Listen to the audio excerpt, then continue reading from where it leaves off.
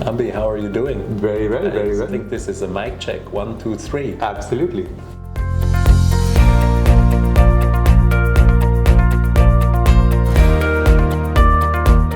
The mechanisms driving the scholarly publishing industry are creating storms over and over and over. So it looks like almost no player really knows where to steer the ship, so you get into calm waters again.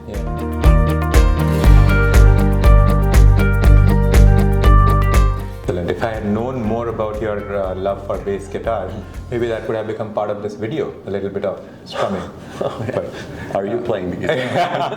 I could sing. No, I probably would have rejected.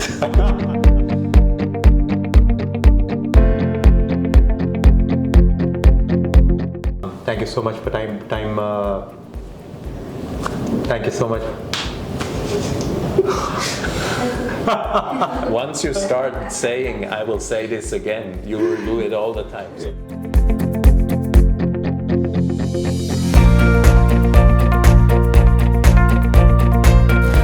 I'm here today with Daniel Ebneter, the CEO of Karger Press. Hi, Abhi.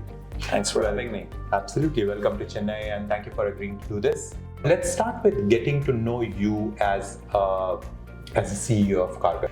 When you joined Karger, what was the remit that was given to you as the CEO? The story started with a lunch that I had with Gabriella Karger, the fourth generation representative of the Karger family, in a restaurant very close to the publishing house. And we got introduced by a friend, and we just started chatting about what I could do. I was then available. Gabi said, well, I'm looking for a head of editorial. And I said, I can do that, but I'm actually better as a CEO. And she was the CEO then. Right. So she looked at me, and you could see her thinking for a moment, and she said, well, let's talk about it. We want someone that makes Karger ready for the future, that creates a vision for Karger to go very far into the future, whether it will be as far as the 130 plus years that Karger has been in existence already, we will see. But if you ask me for a remit, that's probably what I would say. Facing a situation where there are many challenges in the industry, many changes in the industry, and find a path for Karger through that. So the remit was very open. I was very happy about that, because that would allow me to bring in lots of ideas, to try out things.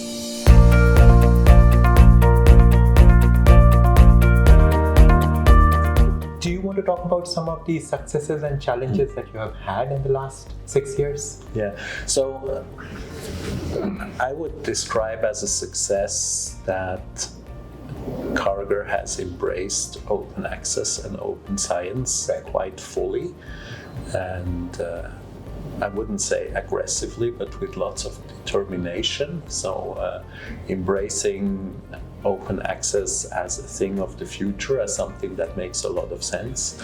I'm not saying this has been a complete and utter success, because the ecosystem is currently quite torn about what open access should be, should mean, how it should be financed, but I think it was a good move for Karger to embrace open access and to show the scientific community that even though we have been in existence for over 130 years, the community can count on us to follow new trends. The switch to open access comes with substantial challenges for a publisher our size on the economic side. So roughly we're looking at the average turnover or revenue per article dropping by a factor, so not by a percentage, but a factor in a gold open access world specifically. And this is of course a stretch and continues to be a stretch. And the current uncertainty in the market as to where the open access journey should go and where the money for open access should come from and which players it should go to, it hasn't become easier, right? Going from a very traditional organization that didn't have to innovate a lot for most of the period of its existence, to an organization that has to innovate and change a lot is really something that we managed to do. We're still on the journey, and we have managed to foster innovation at a pace and in a scope that has not been there before, and that's something I think I would qualify as a success.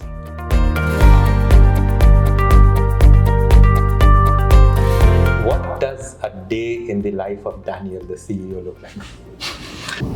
It's a very good question, and I will start with saying what I told Priyank in the car, because Priyank told me we were driving all the way from Bangalore today, and we're sitting in Chennai, so it was an 8 to 9 hour journey interrupted by a meeting and a meal. But anyway, and I try to balance this between interaction and time I get to think for myself. It's a struggle, you always want more time to think for yourself, but you're dragged into many things that require you to engage, but that's what I like to do.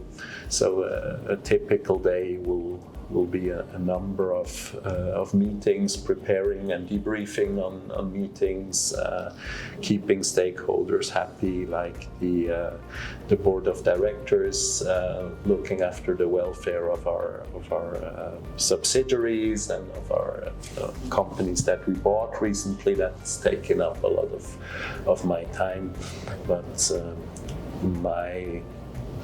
what I like to do most is engaging with employees, with members from the scientific community, with service providers like you are one, and holding or fitting all of that in a general picture of Karger and Karger's future that makes sense from a strategic perspective.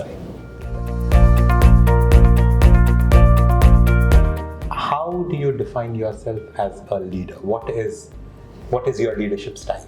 Mm-hmm. So I endeavor to be more than a coach, than a boss. Some people will say I'm doing this very well. Others will say, well, no, you should rethink and you should maybe be less naive about what you're doing. But my ambition and my genuine intent is to give people as much responsibility as I ever can.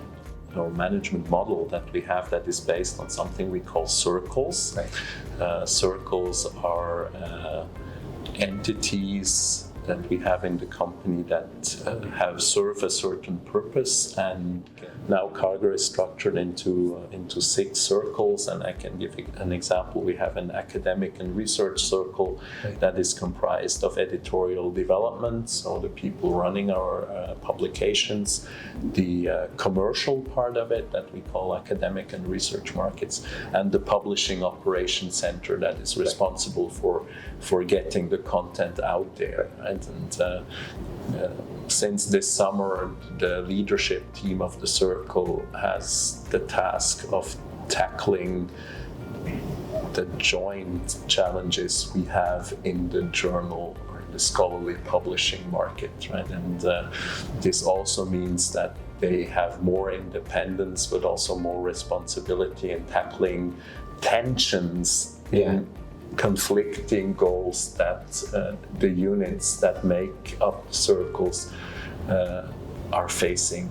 And this is an element of change management, so that's why I say we're still in the middle of that process and consider it an iterative process that involves personal and organizational development and cultural shifts as much as just drawing an org chart and assigning new responsibilities. But I'm confident that we will be very powerful in that organization that relies on decentralized responsibility and accountability and very high autonomy and decision making of the entities we call circles.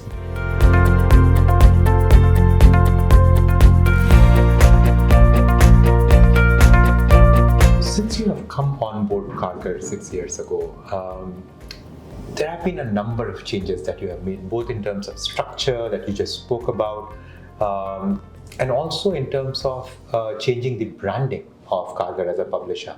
And I have been observing it with great interest. And one of the most interesting thing for me is the Vasilius Award, which has clearly transformed the branding of Karger Publisher in the publishing industry. So, do you want to talk about some of the changes, significant changes that you have made at Karger since coming on board? Yeah, let me talk about the topic of innovation again first. That is, as you say, very well transported by our initiative, the Vesalius Innovation Award. And actually, I was in London last week. There were I saw that awards there, and again, a brilliant cohort of startups that are really changing the world of health sciences publishing. And actually, this year it was a medtech company that won the award. That was first, but the two runner-ups were very close to publishing. And it's true that this allows us to present ourselves to very important stakeholders as an innovative company.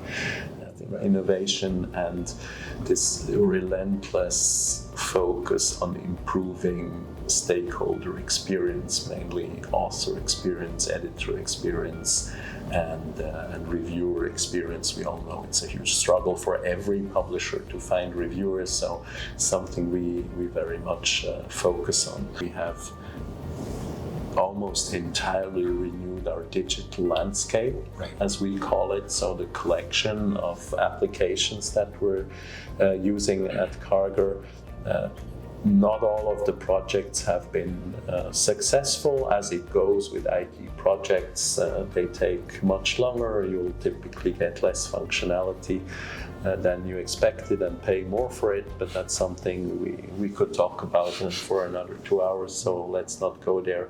It's a fact that we now have a digital landscape in Karger that is more future-proof than it was when we started. And I think looking at where the industry is going, where the business models are going, where the expectations are going, we're looking at a fully digital world, at a highly dynamic world. So we really needed a backbone of IT tools that serves us there. So the digital landscape will continue to evolve. We have one last legacy application that we use for production workflow, and I think that's especially relevant to us here, that we want to change and move to something else. But I think this focus on the delivery, or generally the IT backbone on the company, is something that will help us into the future. We also made a number of acquisitions during my tenure at Karger. First acquisition was in 2018, and that laid the foundation for our increased ambitions in the domain of healthcare. Right? So I think from a strategic standpoint, with all the challenges I have described in an increasingly dynamic and also uncertain environment, we need to build something additional for Karger. The vision we have for Karger, and I'm not saying I, because the vision is something that needs to be shared across the organization. The vision is twofold, right? So we say that in 2029 or 2030, we want to be a very well-known, innovative and independent publisher of open science. And at the same time, we want to be a company that industry goes to solve their most complex science communication needs. So this is a much broader ambition.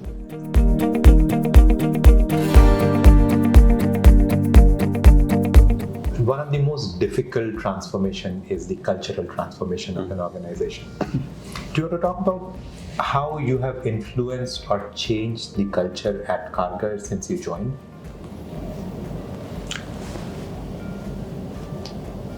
it's two things. It's communication and it's organization. And I think we have talked about the organization quite a lot, right? And I continue to be a firm believer in the circle model we have. I think that will make Karger fit for the challenges, for the accentuated dynamics in our field of play.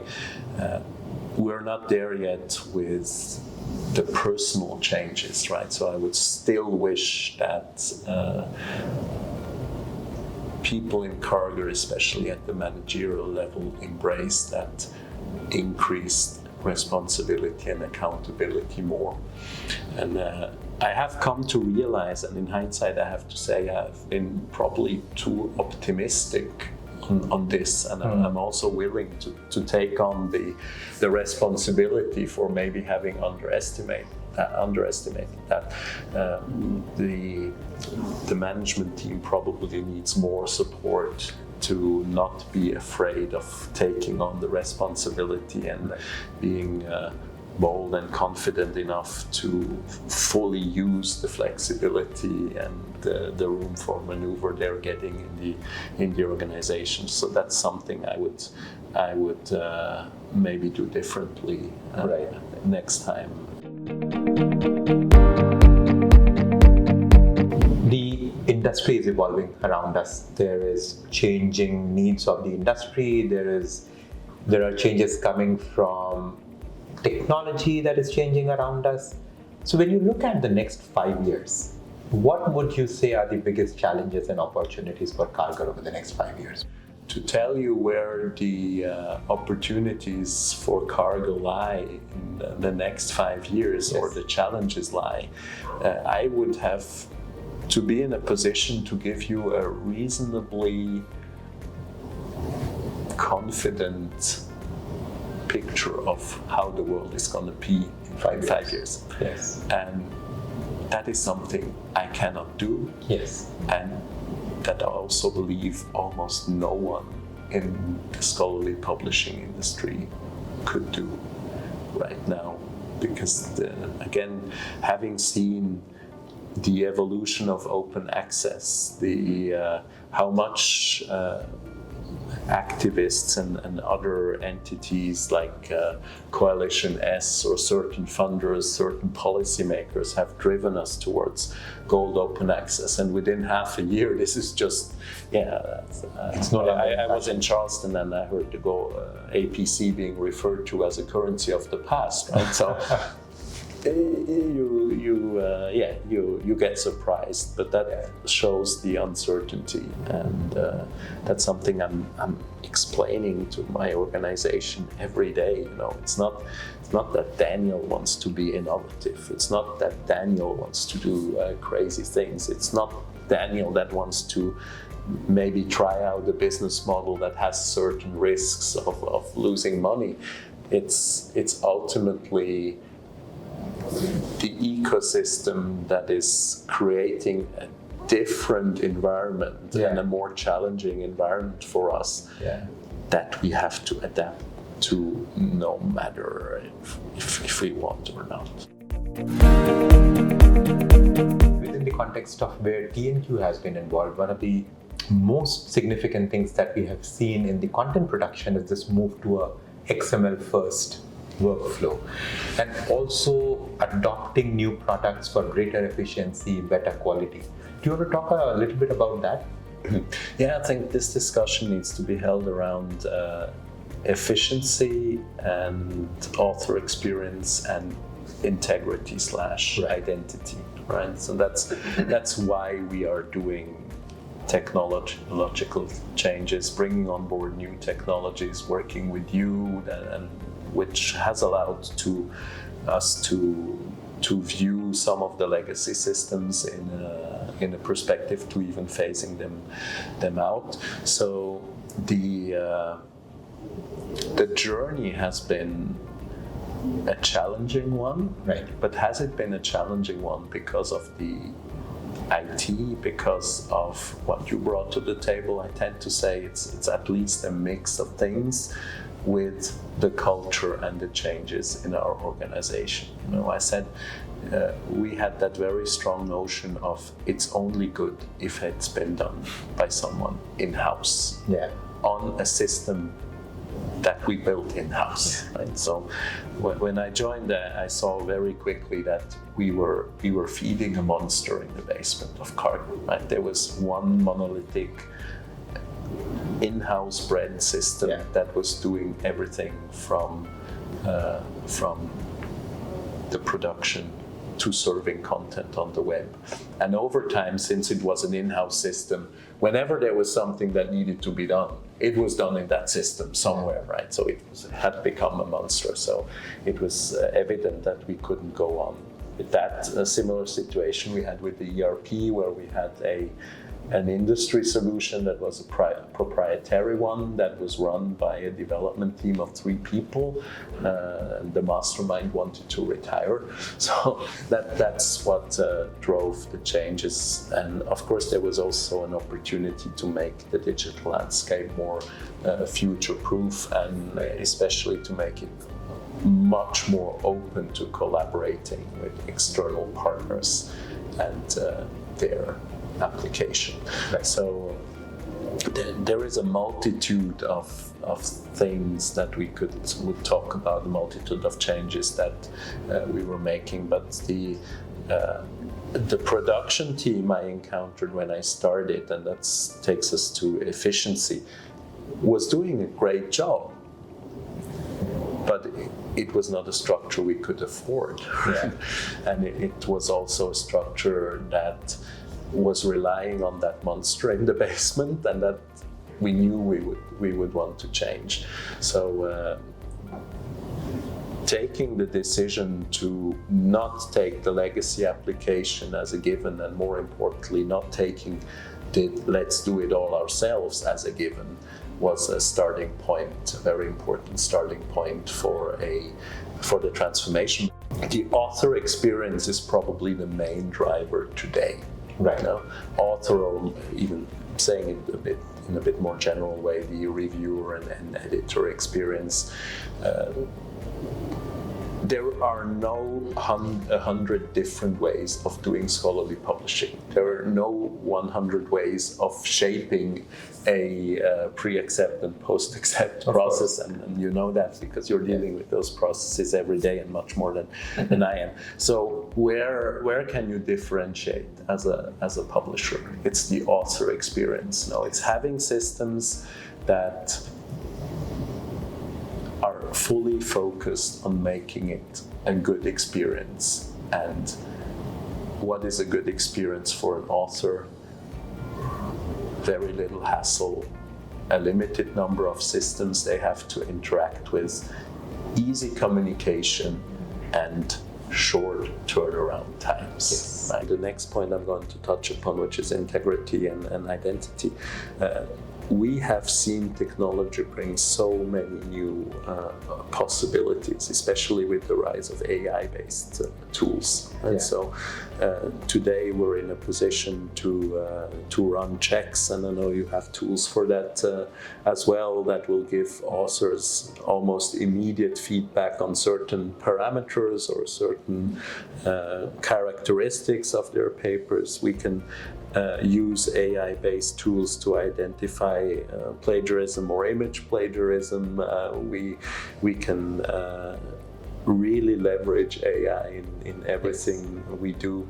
And integrity and identity are probably one of the 3 main challenges in our industry, right?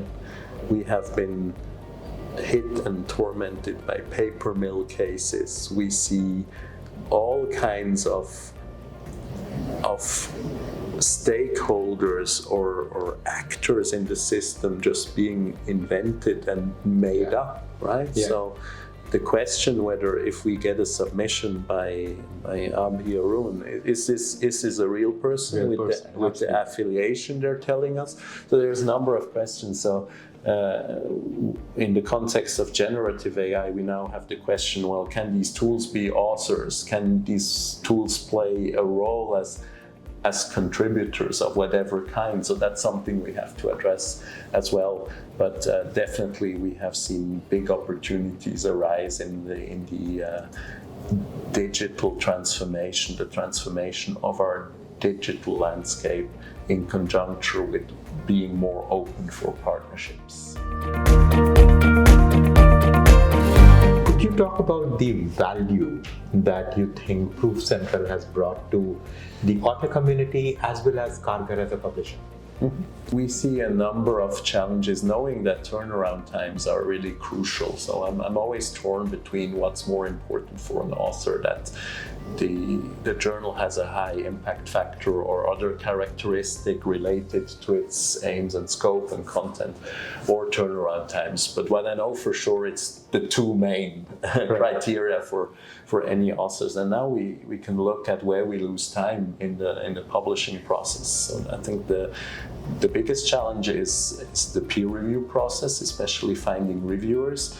But seeing that this is a hard to solve problem for everyone, for every publisher, I welcome every opportunity also to reduce the turnaround times in the post-accept phase. And there, I believe Proof Central has made a tremendous contribution. Now, we're no longer sending out the proofs and then make ourselves dependent on the author opening an email or finding time or logging into to yet another thing, right? So it was of tremendous value in streamlining that process in an easy way, right? I think the journey will go further towards more integration of the experience for the authors. So we're working with a company on APC and other charges management and compliance with transformational agreements. And there I think there is definitely a case of making this a one-stop shop for the author. But there will be a drive towards creating a unified author experience and building on the success and the benefits that we have with tools like Proof Central.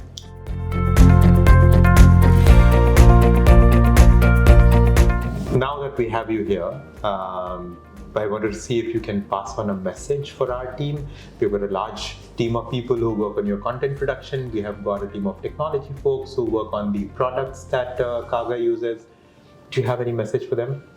I was very glad to be able to deliver the message in person when you walked me through the building, because I take great pride in being able to convey messages of appreciation, and I think your people fully deserve a message of appreciation and of gratitude, because we saw the timeline of how we started working together. We know that it was a rocky road at some point, but we never lost sight of the goal we had defined together, and I think we have achieved many things, and your people are doing a great job, and I can only say thanks. Excellent. Thank you so much, Daniel. That's something that we will cherish. Thank you so much for giving us your time today, and we wish you great luck and success as you move forward with your vision to transform Karger into a publisher of choice in the next 5 years. Thank you so very much. Thanks for having me. It was a real pleasure.